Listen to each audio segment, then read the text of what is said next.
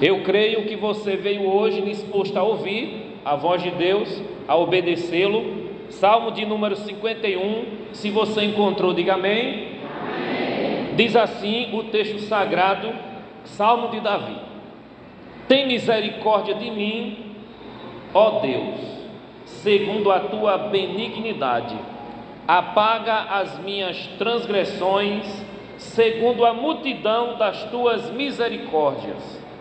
Lava-me completamente da minha iniquidade e purifica-me do meu pecado, porque eu conheço as minhas transgressões e o meu pecado está sempre diante de mim.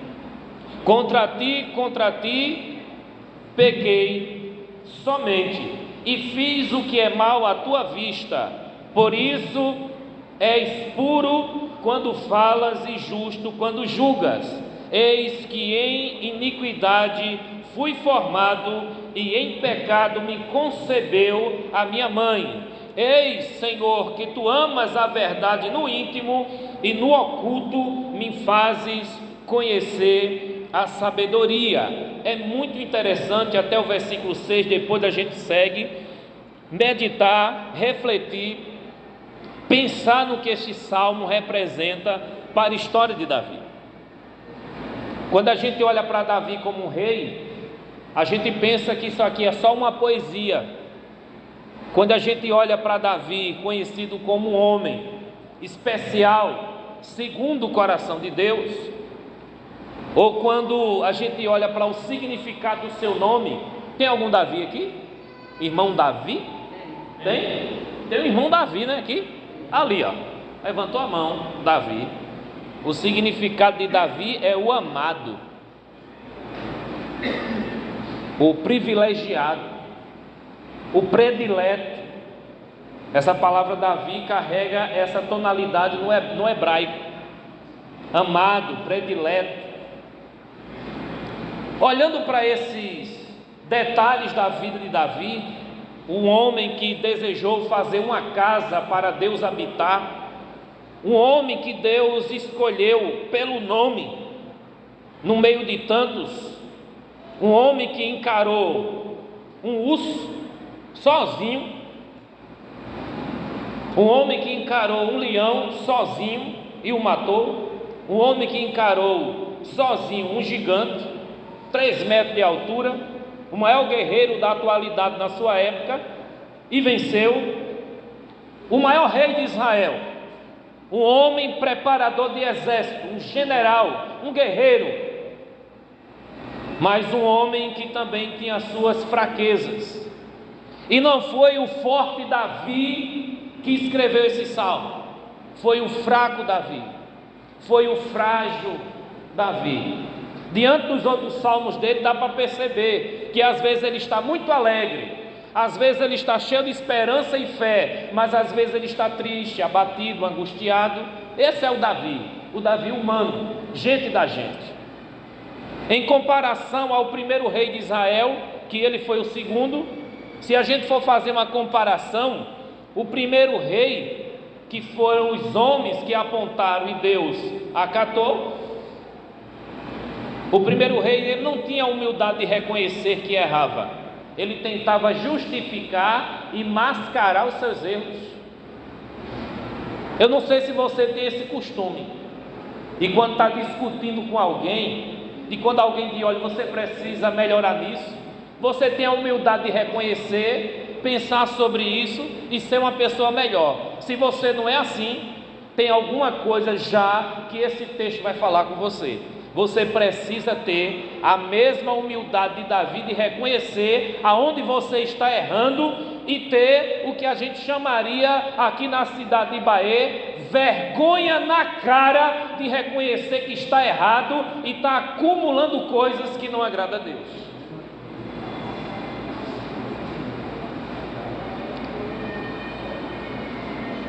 O Davi, diferente de Saul, ele não quis justificar o seu pecado apresentando coisas boas que ele tinha feito para Deus. Olha, Deus, eu tenho feito assim, coisas desse nível, então desconsidera aquela besteira que eu fiz. Muito pelo contrário, o Salmo, ele foi escrito numa fase muito crítica, tenebrosa, em que Davi, ao invés de ser chamado de o amado, de ser chamado o doce salmista, o grande adorador, o grande profeta de Deus, o grande rei, ele seria chamado aqui nessa cidade de a alma cebosa. Por que ele seria chamado de alma cebosa? Já ouviu falar esse termo? Alma cebosa. Se eu fosse pedir para levantar a mão, quem é alma cebosa aqui presente, ninguém se orgulharia de levantar a mão.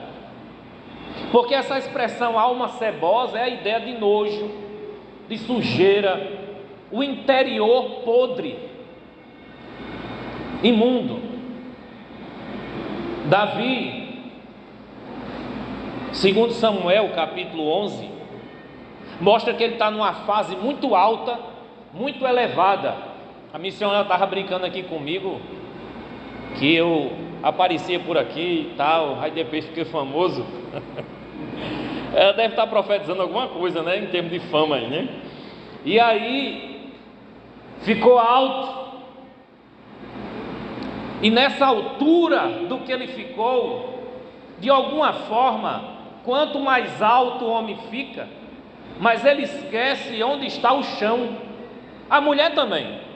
E à medida em que ele chega nesse auge do reino, ele parece ter, ou se dá o luxo, de decidir as coisas sem consultar a Deus. Não é um perigo isso aqui? E aí ele está passeando na varanda do palácio, como todo rei tem o direito, enquanto os seus soldados e os seus homens estavam na guerra. Interessante que Davi sempre foi da linha de frente, mas neste dia ele estava em casa. Descansar não é o problema, mas vigiar não se pode vacilar. Tem que estar vigiando sempre, até no dia do descanso. Acredite, o irmãozinho Davi estava passeando. De repente, quando ele olha uma varoa casada, uma irmã, serva de Deus, casada, inclusive o marido dela trabalhava para Davi, era um dos melhores guerreiros de Davi, o nome dele era Urias, e o nome da mulher, Betseba, ou Batseba, dependendo da tradução. Filha da promessa é o significado do nome desta mulher. A filha da promessa estava ali, a filha da aliança estava ali, sem roupa, claro, estava tomando banho nas dependências dela. E ele, como estava no palácio e é alto, lá ali de cima ele bisbilhotava. Ver é uma coisa, e ficar olhando, cobiçando, desejando é outra. Quem está entendendo o que eu estou falando, diga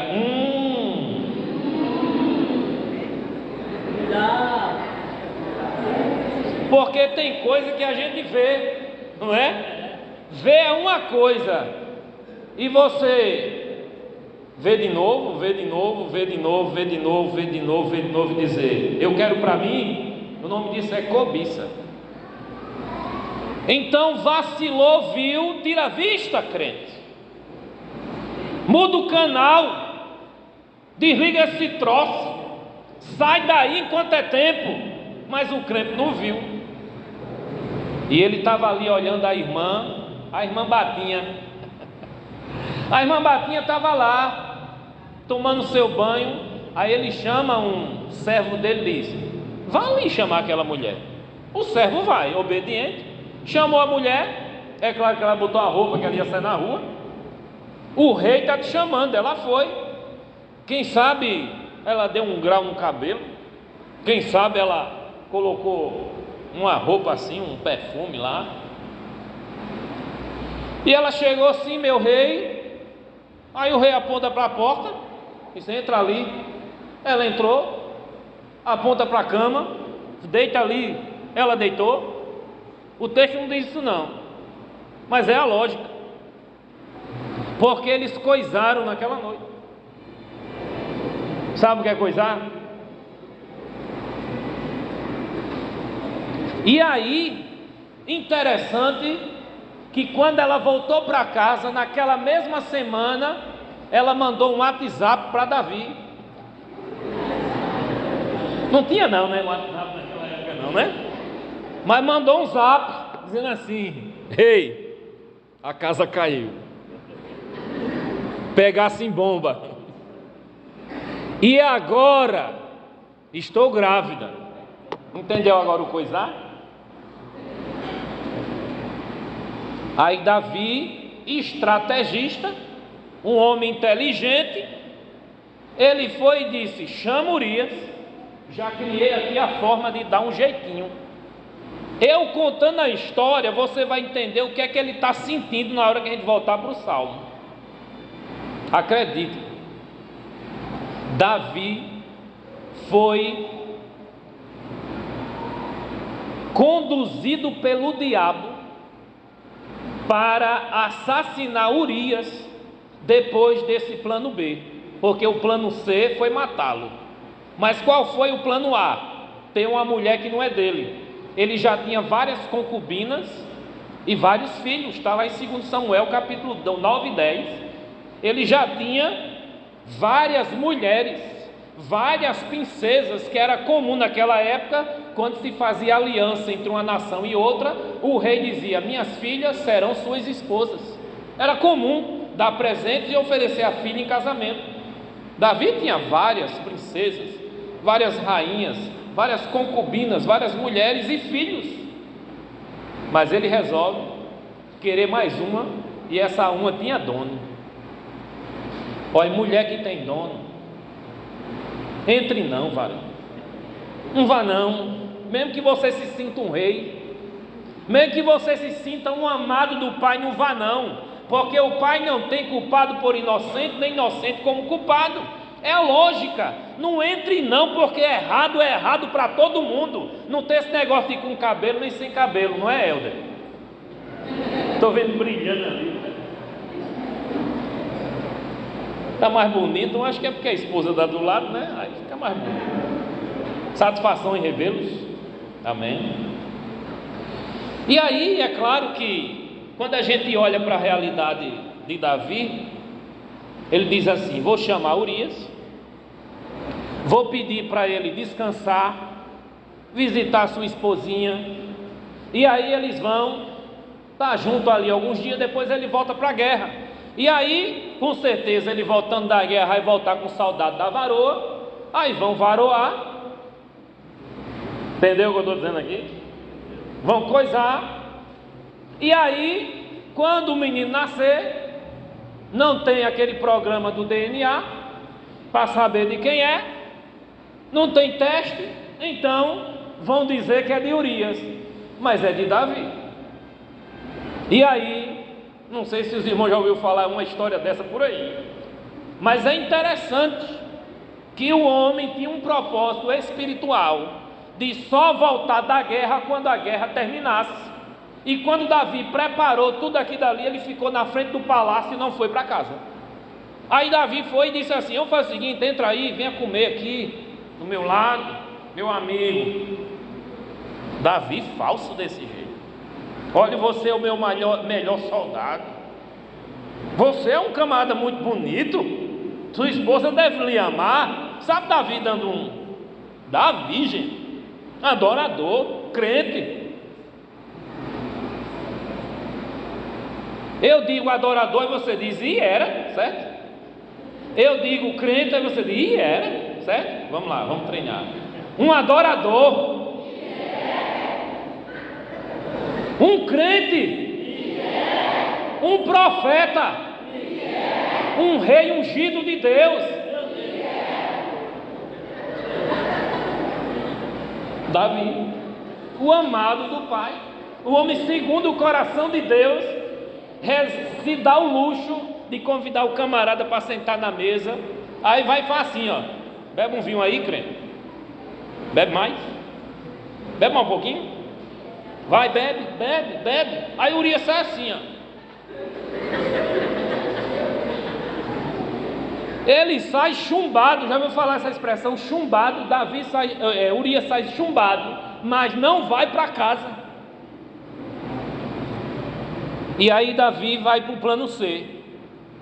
Eu não posso sair mal nessa história, porque politicamente vai ficar feio para mim, vai sujar meu nome, porque Davi, ele era um adorador, ele era um crente, ele era um profeta, um rei ungido de Deus. Então seu nome não podia ficar feio. Já imaginou o pastor Oliveira? Você procurar Oliveira, não é? E sair carrapateira? Não dá certo, filho. Sandinha, pelo que eu conheço. Ei, a peixeira.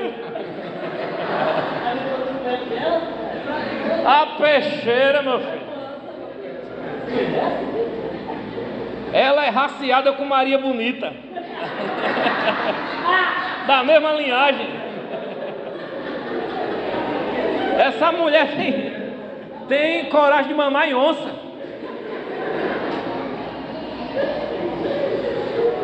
Tô mentindo, não? Quem conhece Sandra sabe, né? Quem conhece Sandra sabe. É verdade. Se precisar de mulher bomba no cristianismo, essa aí seria uma. Mulher bomba, mas serva de Deus, ungida, escolhida, missionária de Deus. Mas irmãos, aqui entre nós, o irmãozinho Davi chama Joabe, o capitão. É assim: Joabe, eu estou precisando aí de um favor seu.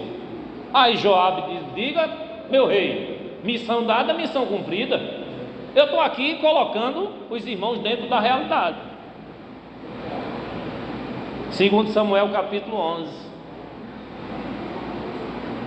Essa realidade faz com que esse homem, Urias, volte para a guerra, porque ele não foi para a casa dormir com a mulher. O plano de fingir que o filho era de Urias deu errado. E agora Davi diz: olha, quando os moabitas entrarem com força, vierem com tudo, quando eles se armarem para mandar flecha, quando a bala estiver falando no centro, aí tu empurra Urias na frente. Davi planejou isso. Mas só que Davi, ele era um adorador, ele era um crente, ele era um rei ungido de Deus.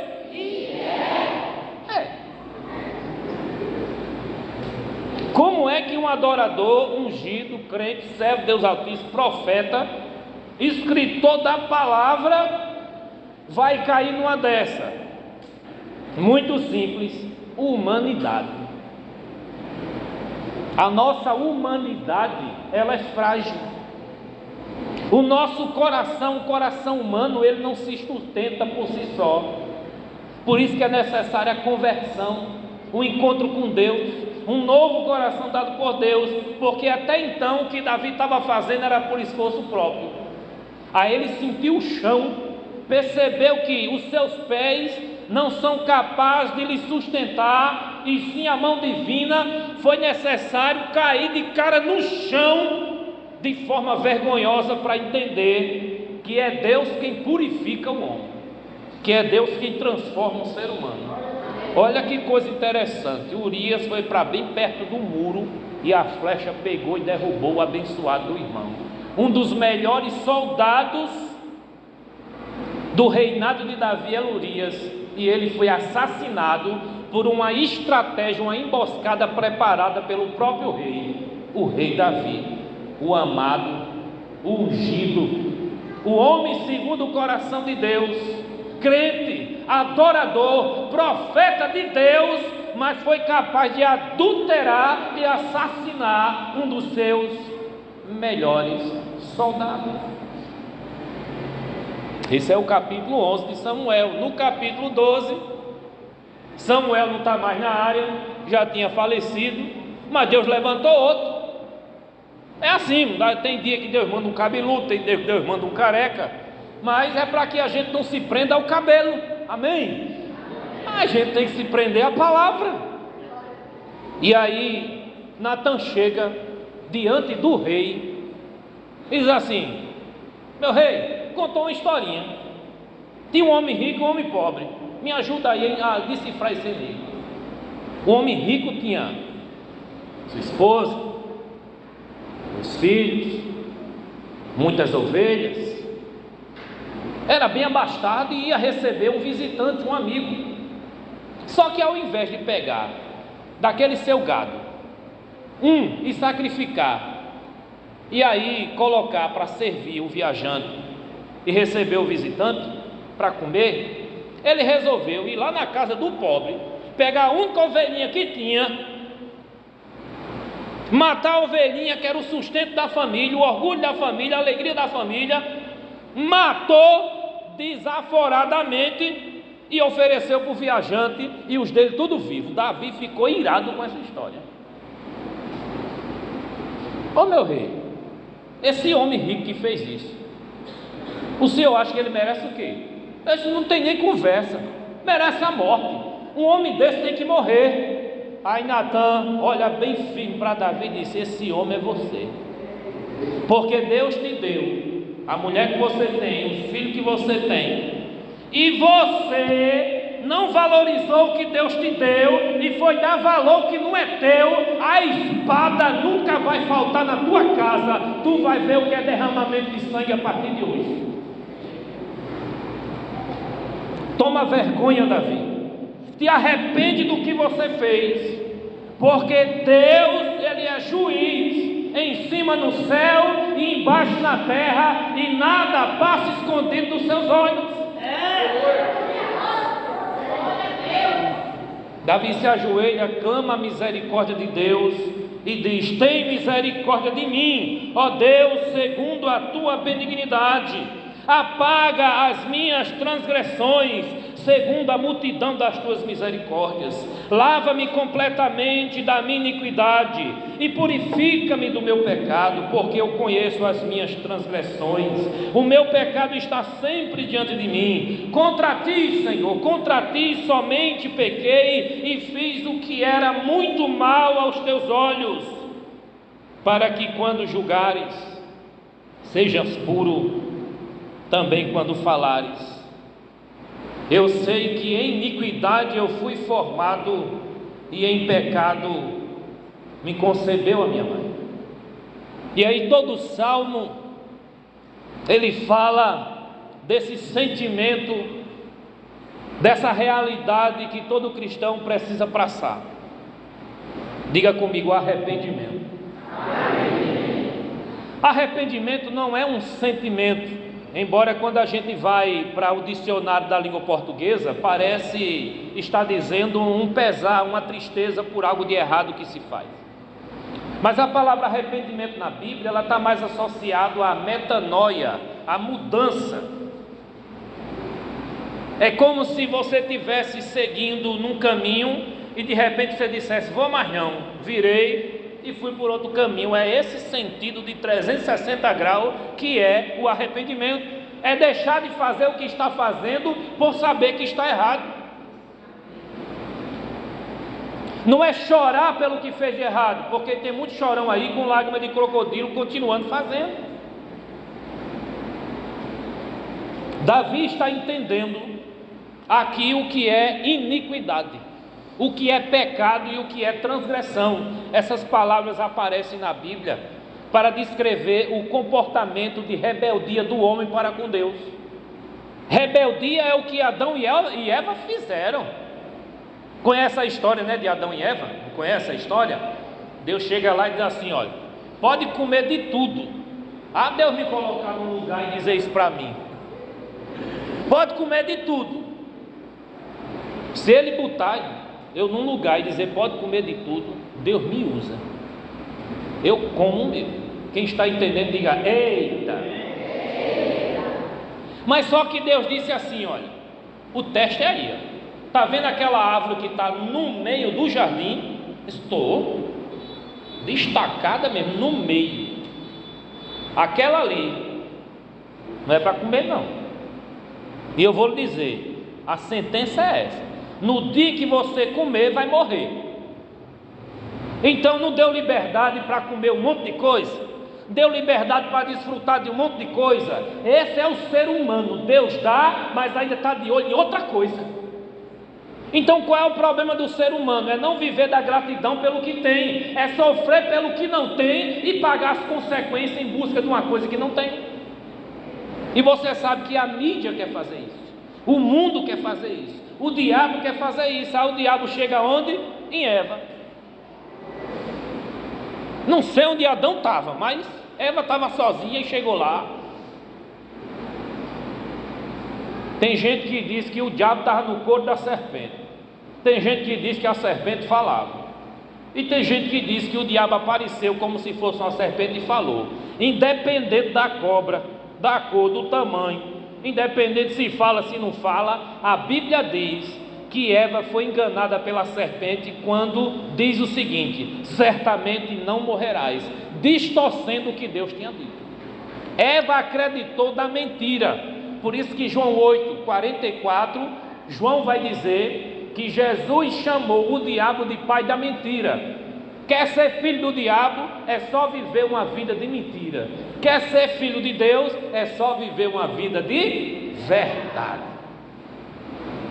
E aí a gente percebe que aquela realidade de Adão e Eva, aquele vacilo, Eva comeu do fruto, se rebeliou contra Deus. Adão comeu do fruto, se rebeliou contra Deus. A partir de então, aí vem o pecado original, que nem é maçã e nem é sexo. O pecado original é a natureza humana caída, tendenciosa a pecar a partir de então. Davi, ele vai dizer: em pecado me concebeu minha mãe. Davi está confessando aqui que ele tem a certeza de que todos que nascem da mulher, em qualquer lugar do mundo, eles já nascem com a natureza pecaminosa, tendenciosos a fazer o que não agrada a Deus. A rebelião já está no sangue. Sabe aquele negócio que quando nasce, aí a mãe diz: tá vendo? Que bicho ruim, puxou o pai. Aí o pai olha para a menina e fala: tá vendo que bichinho é ruim, puxou a mãe. Aí um fica incomodado com o outro, mas na verdade o pai é Adão e a mãe é Eva. Vem puxando desde aquele tempo. A gente vê isso Gálatas, Paulo falando, vê isso Romanos, Paulo falando: por um homem entrou o pecado no mundo e pelo pecado a morte, e por outro homem entrou a salvação e a graça. Então quem recorre ao segundo Adão, Jesus, aí recorre à salvação e à graça. Quem vive apenas a natureza humana caída, pecaminosa, aí recebe a herança que Deus deixou para os filhos de Adão. Diga comigo: a morte. Pronto. Você pode dizer com carinho para quem está do seu lado: você vai morrer. Pode dizer. É uma herança que ninguém foge. Olha, se você encontrar uma pessoa, a pessoa disser assim: eu tenho pecado, não. Espera o caixão sair. Porque a morte é uma herança para a natureza pecaminosa. Porque quem prometeu disse: certamente morrerás. Deus não só é fiel naquilo que Ele promete de bom, o que Ele promete que vai doer, também Ele cumpre. Amém? E Ele disse para Davi: você não vai morrer, Deus vai lhe perdoar. Betseba não vai morrer, Deus vai perdoar. Mas tem as consequências: o menino não vai viver não. Passados 7 dias o menino morreu. Mas Davi orou, fez uma campanha de jejum nas madrugadas. Quem já orou de madrugada aqui? Muito bom, não é? Orar de madrugada é um negócio espetacular, principalmente quando a gente não está com sono. E jejuar e orar de madrugada, aí é que pega. E no chão, no inverno, imagina em montes, em lugares assim mais complicados. Davi fez de tudo. Mas Deus não livrou o menino, porque quando Deus diz vou fazer, ele faz. O menino morreu, o segundo menino nasceu, o nome do segundo menino é Salomão, assumiu o reino depois de Davi e se tornou o homem mais sábio do mundo, mas aprendeu muito com os erros do pai, o Salomão. Davi, ele fala: tem misericórdia de mim. Por que é que ele fala isso? Segundo a tua benignidade. Por que que ele diz apaga a minha transgressão? Porque ele está dizendo: eu, rebelde, diante da tua lei eu transgredi. Transgressão é desobediência à lei. Ele está dizendo: apaga a minha iniquidade. Iniquidade é a ação de um coração iníquo, quer dizer, ele está falando de maldade, de perversidade. Davi está se sentindo um perverso. Ele está dando o nome das coisas que ele fez, não é de besteirinha, não é de tem nada não. Ele está dizendo: eu sou uma alma cebosa, tenha misericórdia de mim. E era isso que agradava a Deus em Davi, em reconhecer que está errado e precisa de estar diante de Deus puro, justificado, consertado.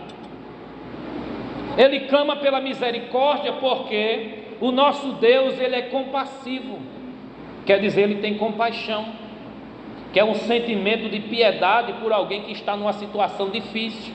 E Davi estava numa situação difícil, porque a notícia vai se espalhar e o adultério em Israel não é tratado como é tratado nas novelas, como uma coisa bonita de se fazer. Não sabe um negócio que fulano é de ciclano, mas tem uma paixão de criança. Aí essa paixão chega, aí já está casado com os filhos, tudo resolvido, de repente, a paixão. Aí quem está assistindo a novela fica torcendo para desmantelar um casamento, para construir outro, um negócio não sei na onda, de que romântico. Não é romântico não, é safadeza.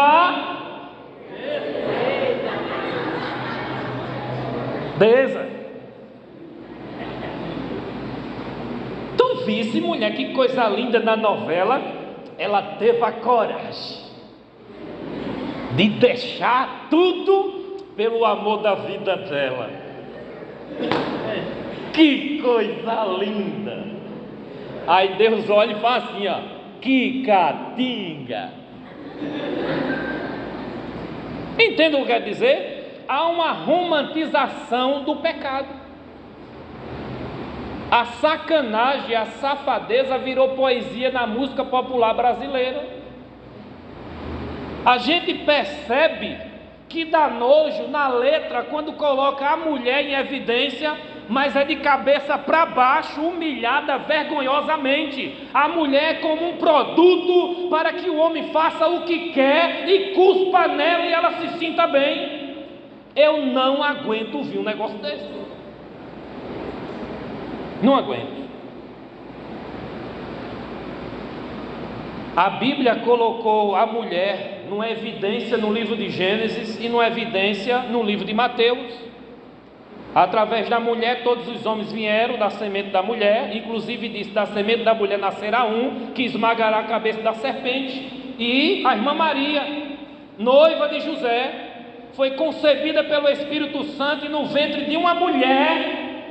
O meu Deus e o teu Deus se fez carne e habitou entre nós, e a gente não pode aceitar uma cultura que denigre a imagem e semelhança de Deus, que também é a mulher.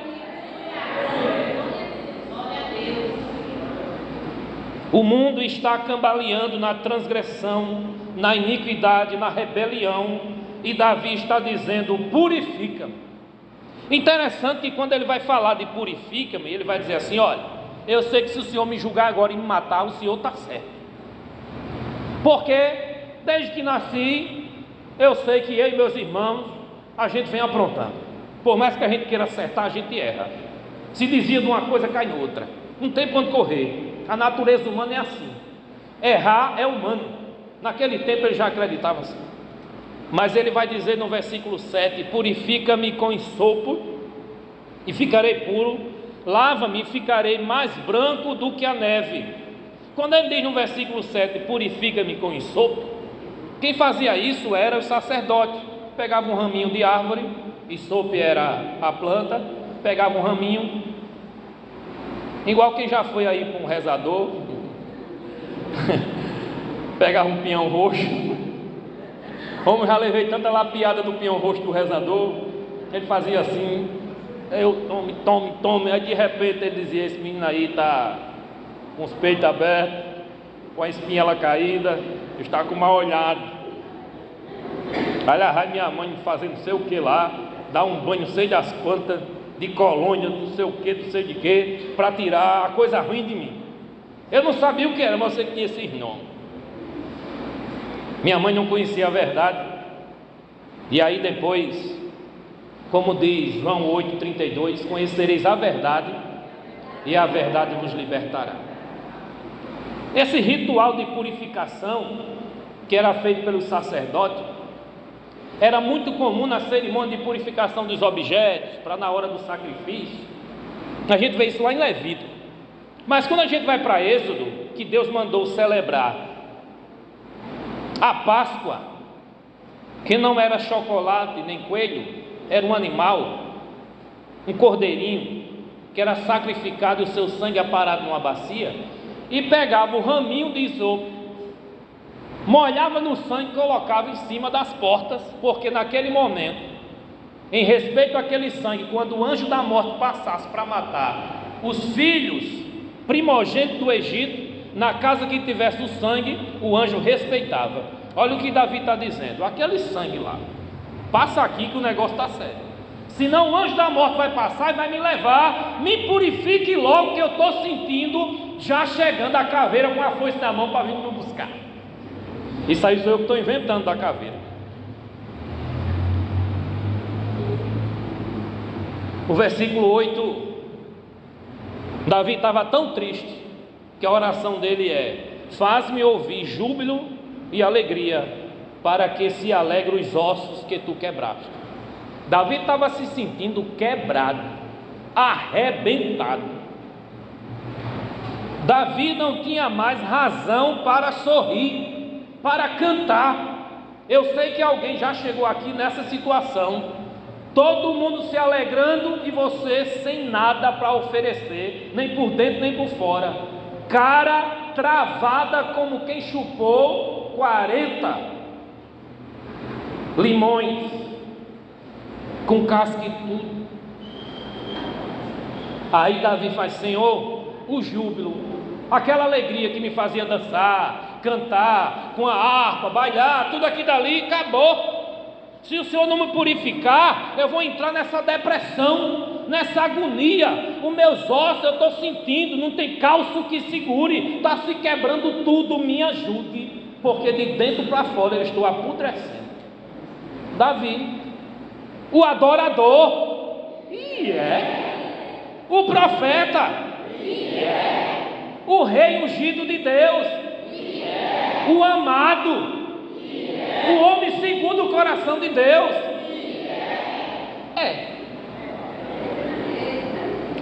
Aquele que adulterou e matou, quando era criança, o pessoal chamava do urso.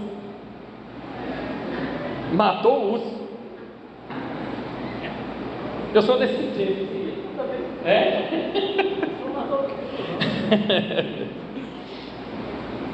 E aí o versículo 9, Davi diz o seguinte: olha como o coração de Davi é sincero. Esconde o teu rosto dos meus pecados, apaga todas as minhas iniquidades, cria em mim, ó Deus, um coração puro e renova dentro de mim um espírito inabalável. O que é que Davi quer? É óbvio que Davi está dizendo: Senhor, eu não sou digno nem que olhes para mim, porque se olhar para mim, só vê ceboseira. Não tem uma música aí de uma cantora que diz: Senhor, se olhares para dentro de mim, nada encontrarás de bom, dá-me um novo coração. É baseado nessa realidade aqui, essa realidade de quando o Senhor olhar para dentro de nós, a nossa natureza humana caída, corrompida, herança de pai Adão e mãe Eva, aí a gente vai perceber que o que eles deixaram para nós foi uma herança maldita, que faz com que cada dia a gente se corrompa e faça o que não agrada a Deus. É tanto que se eu pedir aqui quem é que agrada a Deus todos os dias 100%, não vai ter mão levantada, e se levantar, o anjo vai passar, porque a mão levantada aí pode estar mentindo com certeza. Tem uns anjos com espada, né? A Bíblia fala, né? Não sei se os irmãos têm coragem de levantar. Eu vou perguntar. Estou brincando, calma aí. Cria em mim um coração puro. A palavra coração, no Antigo Testamento, coração, espírito, alma, o interior, as intenções, está muito ligado ao pensamento e aos sentimentos do ser humano. Lá onde estão as vontades, as memórias, os sonhos, o interior do ser humano. Tem vários nomes no Antigo Testamento, a partir do hebraico, e aqui ele está dizendo: o meu interior, os meus pensamentos, minhas vontades, meus sentimentos, renova tudo, Senhor. Cria ali um novo pensamento, cria ali um novo sentimento, uma nova vontade, para que eu, de novo, me alegre. E a situação não era se alegrar no dia a dia da vida. Ele estava querendo um espírito, uma espiritualidade que valia sentido viver. Não há religiosidade mascarada, não era um fingimento. Sabe, o lobo vestido de ovelha, não é isso que ele queria. Ele queria uma ovelha de verdade, um crente de verdade, um adorador de verdade. Ele queria se entregar por inteiro, mas algo dentro dele estava quebrado, e ele teve que se apresentar de coração quebrado, quebrantado, para Deus juntar.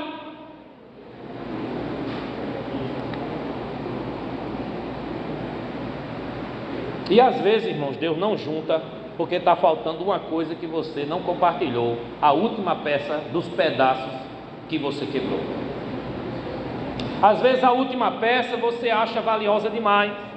O seu pecadinho de estimação vai ser negociado se você entregar essa última peça. Você já tentou montar um quebra-cabeça que a última peça se perdeu?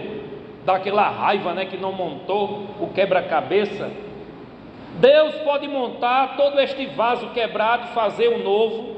Deus pode fazer tudo, mas Deus é especialista em restaurar, em renovar, em transformar. Não há homem pecador, não há homem miserável que Ele não restaure.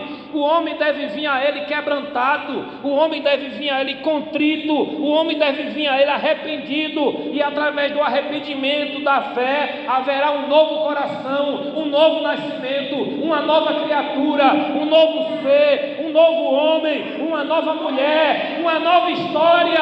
Ele só vai crescer uma nova história, ele só vai escrever uma nova história se ele se transformar por dentro. Não é a mudança por fora. Jesus chamava os fariseus da época, que por fora era uma coisa e por dentro era outra, de sepulcro caiado, como uma sepultura pintada, por fora bonito de mármore, mas por dentro podre de restos mortais. A religiosidade, ela não salva. O nome denominacional não salva. O pastor, religião nenhuma, líder religioso nenhum, pai de santo, pai do que for, padre, papa, o que for, eles não têm a oferecer a salvação, porque Salvador só tem um. Jesus disse: ninguém vai ao Pai senão por mim. Ele disse: ninguém. Davi, ele encerra o salmo dizendo: não me lances fora da tua presença e não retires de mim o teu Espírito Santo. O sacerdócio, o rei e o profeta eram considerados ungidos do Antigo Testamento, e o Espírito Santo não estava sobre todos, era sobre alguns temporariamente. O Espírito Santo, ele vai estabelecer-se permanentemente no povo quando se cumpre a profecia de Joel capítulo 2, lá em Atos capítulo 2. Joel profetizou, o Senhor dizendo: do meu Espírito derramarei sobre toda a carne, se referindo a todas as pessoas. E Pedro, ele vai confirmar isso no dia de Pentecoste, quando o Espírito Santo, ele visita e estabelece moradia naquele que crê. Quantos creem aqui em Jesus de Nazaré? Amém? o crente em Jesus de Nazaré recebe o Espírito Santo na sua vida, agora fica uma guerra entre a carne e o Espírito. E aí quem é que você vai alimentar? Ele diz: não retires de mim o teu Espírito Santo. Torna a dar-me a alegria da tua salvação, verso 12, e sustenha com espírito voluntário. Então eu ensinarei os transgressores os teus caminhos, e os pecadores a ti se converterão. É isso que ele quer, converter pessoas. É isso que ele quer, testemunhar da mudança que houve na vida dele para as pessoas. E não é assim que acontece quando uma pessoa abandona uma vida de pecado. Tem muita vontade de ir para os amigos contar. Quem aqui teve uma vida assim, arrebentada, e tem um testemunho maravilhoso para dar? Levanta a mão aí, quem tem um testemunho maravilhoso para dar, de transformação, de mudança. Conte para seus amigos o que Jesus faz. Conte para suas amigas o que Jesus faz. Ele muda, transforma, restaura. Ele cria um novo coração na vida do homem e da mulher. Bendito seja o seu nome para sempre. Então eu ensinarei. Mas antes de ensinar, ele senta para aprender. No versículo 6 ele vai dizer: tu amas a verdade no íntimo, e no oculto me fazes conhecer a sabedoria. Às vezes o homem e a mulher aprendem na dor, no chão, arrebentado, sozinho, ele e Deus, ela e Deus. E é nesse momento em que Deus revela no oculto coisas profundas. Tem gente que aprendeu antes da pandemia, tem gente que aprendeu durante a pandemia, e tem gente que vai aprender depois. Tem gente que vai para o leito, tem gente que vai para a cadeira de roda, tem gente que vai para a cadeia, tem gente que vai para o processo, tem gente que vai para o jornal de notícia do bairro, tem gente que passa por vários processos, mas depois, na vitória, você vai ensinar os transgressores o caminho de volta para Deus. Lava-me dos crimes de sangue, ó Deus, livra-me dos crimes de sangue, ó Deus, Deus da minha salvação, e a minha língua louvará altamente a tua justiça. Abre, Senhor, os meus lábios, e a minha boca entoará o teu louvor, pois não desejas sacrifício, senão eu te daria. Tu não te deleitas em holocaustos. Esse sacrifício e holocaustos aqui que ele está falando é aqueles animais sacrificados de antigamente. O Senhor não se agrada disso. Os sacrifícios para Deus são o espírito quebrantado, e um coração quebrantado e contrito não desprezarás, ó Deus. Fique de pé.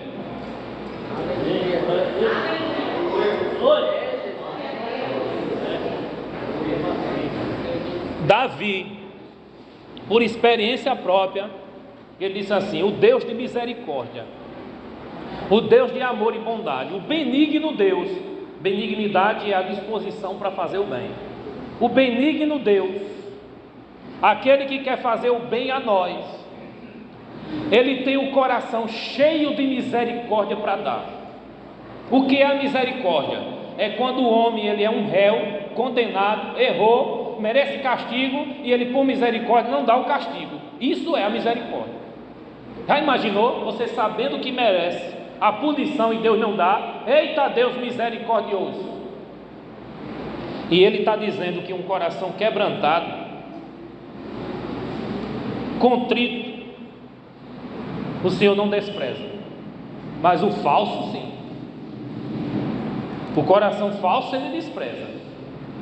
Por isso que ele disse para Saul: eu te rejeitei e coloquei um melhor do que tu no teu lugar. E esse melhor não é comparação de homem para homem, de força para força. Esse melhor significa: eu preciso de homens e mulheres que se arrependam do que faz de errado. Eu preciso de alguém que chegue para mim de coração quebrantado, que a boca fale do que o coração está cheio, que consiga adorar em espírito e em verdade, e não vista uma roupa religiosa, dizendo a paz do Senhor, mas de paz não tem nada, dizendo eu sou de Deus, mas de Deus não tem nada, dizendo eu sou adorador, mas a vida é promíscua. Deus quer te dar um novo coração, pensar, falar, sentir e agir do jeito de Deus. Bendito seja o Senhor.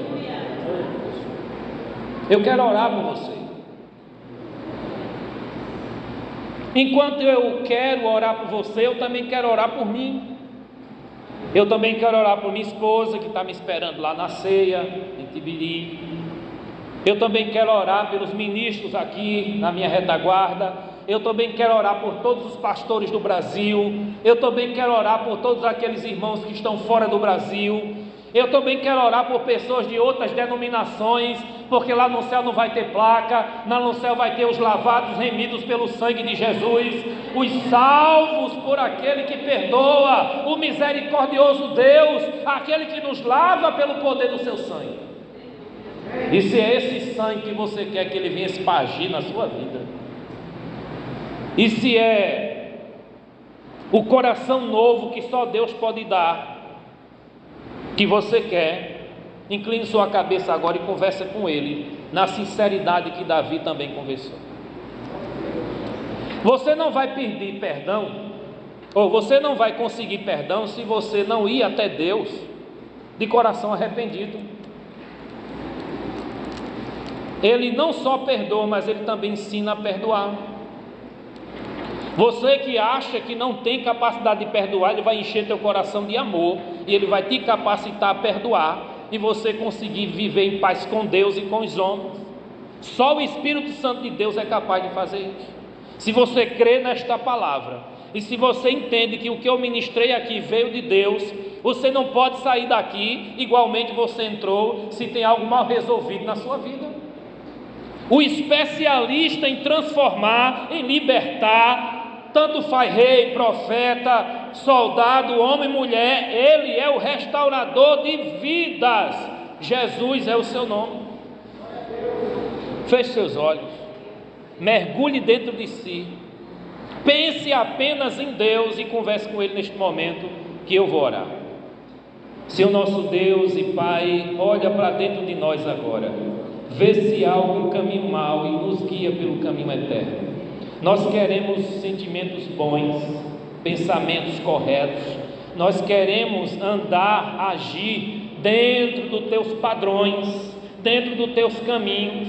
Não adianta sermos chamados de teus filhos se não agirmos como o Pai. Não adianta sermos chamados de santos se não formos separados do pecado e deste mundo. Mas sabemos que nossa natureza é rebelde, nossa natureza está caída, mas é o Senhor quem levanta. O cair vem do homem, mas o levantar vem de Deus. É Deus que levanta o homem pode cair 7 vezes, mas não ficará prostrado, porque o Senhor o sustenta com a sua mão forte. E é esta mão que eu clamo sobre os pastores, os ministros, as igrejas, os crentes do nosso Brasil e do mundo, o teu povo espalhado na face da terra. Cria, ó Deus, um coração puro e renova um espírito inabalável, para que a tua igreja continue firme, constante, sempre abundante na obra do Senhor, sabendo que o nosso trabalho no Senhor não é vão. Amém? Pode sentar rapidinho, irmãos.